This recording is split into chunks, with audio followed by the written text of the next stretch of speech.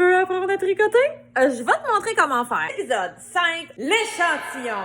Méchante grosse bébite! Vraiment important à comprendre et à faire pour vivre des succès dans tes projets. Tu veux que ça marche? Fait que, écoute bien ça. Concrètement, à quoi ça sert un échantillon? Ça sert à te dire exactement la place que ta laine occupe. Généralement, c'est pas toujours le cas, mais l'échantillon va être mesuré avec un point extrêmement basique qui s'appelle le jersey. Donc, c'est une alternance d'un rang à l'endroit, un rang à l'envers. On va y revenir plus tard, je commence pas à essayer de tricoter ça tout de suite, là.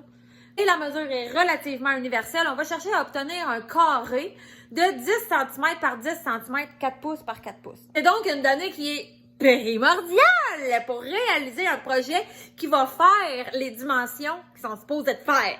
Tu comprends?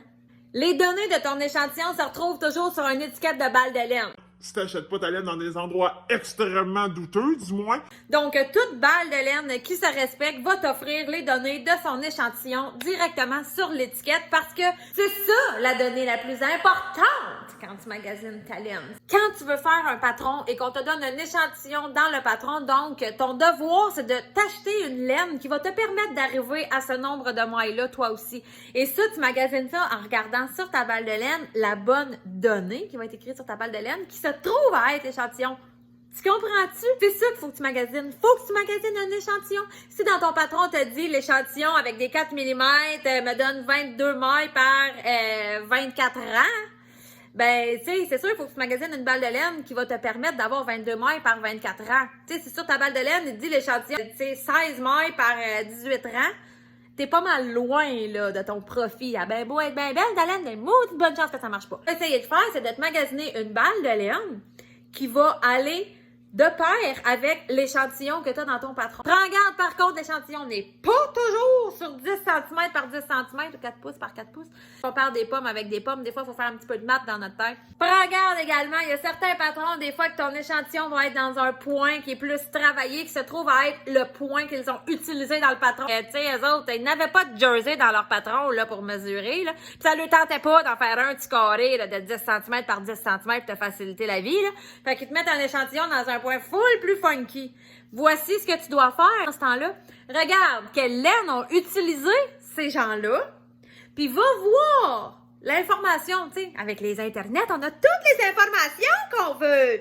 Fait que va voir sur les internets qu'est-ce que ça dit sur cette balle de laine-là comme échantillon.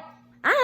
Fait que là, tu magasines une balle de laine qui va avoir un échantillon le plus pareil possible à la balle de laine que la personne a pris. Tu sais, il y a des maudites bonnes chances que ça marche, là. Fait que dans le fond, ta job après ça, une fois que tu as trouvé ta laine qui fit avec l'échantillon de ton patron, c'est de te mesurer toi aussi. Parce qu'attention, peut-être que tu tricotes serré ou peut-être que tu tricotes très lâche. Donc, tu dois mesurer ta tension avec la laine et les aiguilles, voir si toi, t'arrives au bon résultat. C'est pas parce que la machine à tricoter qui a fait l'échantillon sur la balle de laine arrive à ça que toi aussi tu vas arriver à ça. Une machine, toi? Je pense pas. Ça fait que ça se peut que ça varie. Tu vas te tester avec le point du patron. Si ton patron t'offre un échantillon dans un point autre que le jersey, c'est ce point que tu dois tester pour t'assurer que le patron que tu veux réaliser va vraiment arriver à la bonne taille. C'est sûr que si ton projet, c'est genre un foulard, ça sac un peu, là. Mais quand c'est un chandail, une tuque ou quelque chose qui fit, c'est important de te mesurer. Donc, tu vas prendre les aiguilles recommandées, la laine que tu as dénichée qui était très proche de celle utilisée par le designer et tu vas te tester. Tu fais ton échantillon. Si jamais t'arrives puis que toi, là, tu tricotes serré, donc tu rentres beaucoup plus de mailles dans ton 10 cm que le designer. Donc, tu dois essayer ton échantillon de nouveau avec une aiguille plus grande pour te slacker le tricot. L'inverse est vrai aussi, si toi, dans ton 10 cm, tu as beaucoup moins de mailles, ça veut dire que tu tricotes plus lâche que la personne qui a fait l'échantillon dans le patron. Donc, si la texture te le permet, tu dois prendre une taille d'aiguille plus petite pour mettre plus de mailles dans ton échantillon. Et là, fais attention, certains vont te donner un échantillon qui a été bloqué. Ça fait une différence. Quand tu bloques ton tricot, c'est comme le mettre en forme. On va en reparler une autre fois. Donc, si tu dois bloquer ton échantillon pour mesurer, prends la peine de le bloquer parce que oui, parfois, ça peut changer vraiment beaucoup, dépendamment du type de fibre et du point que tu utilises. J'espère que tu as compris ce bout-là parce que c'est un Christy de bon gros morceau du puzzle. C'est important que tu catches. Si t'as rien compris, recommence la vidéo puis réécoute-la jusqu'à temps que ça rentre ici, là, OK? Bye!